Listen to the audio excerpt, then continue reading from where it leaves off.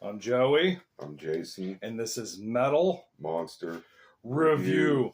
Today, we're doing something a little bit different. By popular demand, we're going to actually do a metal album. And what the hell, it's been a long time since we've done a metal album on this show. So, I mean, it's good to get back to one. But with the genre, it's like, well, which one do you want to cover? Because there's a lot of really good ones out there. So today we're going over one that might get overlooked. We're going to go to 1993, and we are going to do the Melvins Houdini album. This is a cool record. A little bit about the Melvins here. I mean, they're a very unique band. Yeah. And no two albums really ever sound the same from them. And just getting on a little Melvins kick, listening to several albums, each album sounded completely different. They're a very unique band. I know you're more familiar with them than I am, but listening to this album for the review, it was hard for me to like what kind of genre are they? Yeah, I mean, there's a lot of sludge stuff in here, a lot of groove, and even some alternative rock. To me, like Honey Bucket sounds a little thrashy to me. Yes, that's a heavy song, and that's a good song off this album too. I really enjoy that one. And there's also a cool cover song from Kiss, Going Blind. They covered that, and I thought that was well done. Now, in regards to the Melvins, I've seen this band live twice. And the first time I saw them, they had two bass players playing. And then when you and I saw them about a year ago, they had two drummers. I never knew that was possible.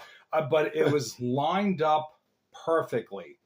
You can tell that this band really takes a lot of pride in their work. And it shows because they really rock the house with their live performances. I mean, this is what they do, and they've been doing it since the 80s.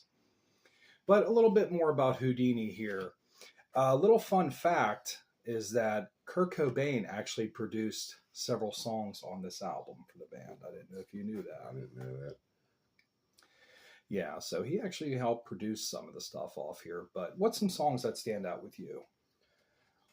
I think my favorite song on the album's Night Goat. And that's probably my favorite too. That song is just heavy. I really dig that song a lot. That's probably my personal favorite. Honey Bucket definitely stands out with me. To me, like the most, like I said, I couldn't really. Some songs sound sludgy. Yeah. Some sound thrashy, but Hag Me sounded really sludgy to me. Yes. I like that one. And that was a cool song too. And that was a longer one too. That was pushing over 6 minutes in length, I believe. Because some of the songs on here are 2.5 minutes long. But they're definitely a unique band. So if you're not overly familiar with the Melvins, do yourself a favor. Give yourself a listen to them and check it out. And if you're listening to Pearlbone, whatever you're listening to is not broke.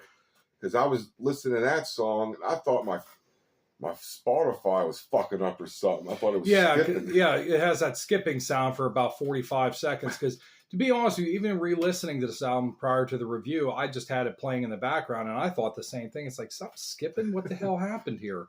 You know what I mean? And then it just, the bass line kicks in. You're like, oh, okay. So that's just, the actual sound of the song itself. But, definitely musically inclined. I mean, these guys really take a lot of pride in their work. And over the years, you've had maybe just two consistent members. You've had the lead singer, Buzz Osborne, and the drummer, Dale Crover. I think he's been there since the very early days. I think those are like the two original members of the band, and they've had different members come through over the years, but they always had top-notch musicians playing for them. I like some of Buzz's high vocals in the Joan of Arc song. Yes, I definitely dig that. And just to me, I enjoy the whole album. You know what I mean? Each song sounds completely different than the last. You know what I mean? There was one that stands out. It was called "Set Me Straight." You know what I mean? Almost had like an alternative rock kind of sound to it. And then prior to that, you had some really like heavy sludge stuff with like Hooch and Night Goat and, you know what I mean? Even slower tempo songs. I believe it was Lizzie. You know what I mean? So there's a lot of cool stuff on this record for sure. And I like the album cover too. Yes. You know what I mean? They're with the dog with two heads. You know what I mean? I'm like, that's pretty interesting. interesting. You know what I mean?